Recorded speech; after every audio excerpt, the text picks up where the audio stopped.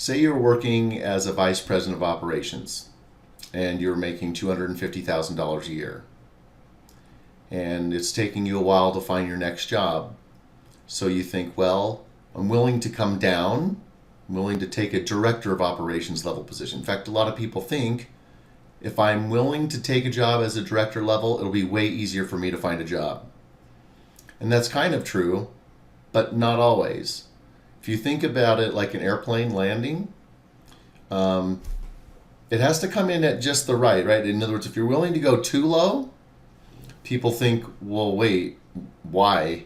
What's wrong? Right? There's something wrong with that, and it creates too many liabilities in their mind.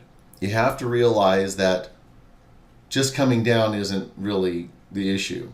The other thing is, well, could be a flight risk. If she's willing to take less money, quite a bit less money, why? There's an inherent risk in that. There's liabilities in that. And so you might think, well, if I'm willing to take a job for $50,000 less, that should be to their benefit. But they don't look at it that way. They're trying to figure out, well, why are you willing to take that? Well, it's a simple answer, right? You need a job and so on and so forth. But they don't want to be the company that you basically say, you talk your way into the job, you take it, but they see you as a potential flight risk. You talk a good game, they give you the job. 6 months later, the job that really is your equal comes along, and then you're gone.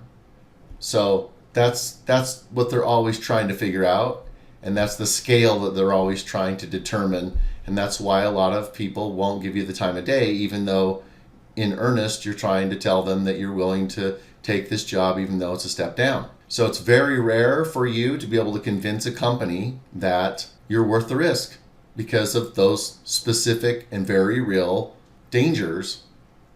How do you actually get them to listen? How do you convince them that you're not a flight risk? Like literally, how do you do that? Well, here's a secret.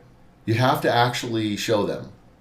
And what that really means is you say to someone, hey, listen, now, first of all, let's just be clear. You have to actually want the job.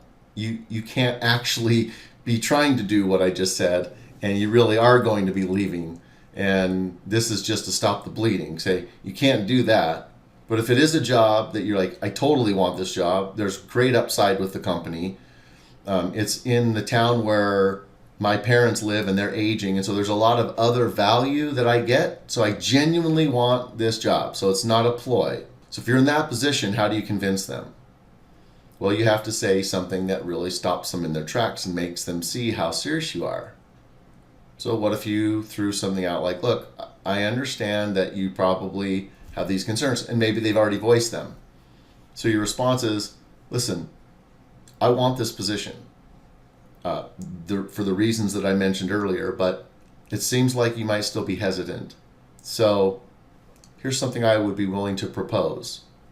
I would be willing to have something written into the agreement that says that I can't leave within a certain period of time.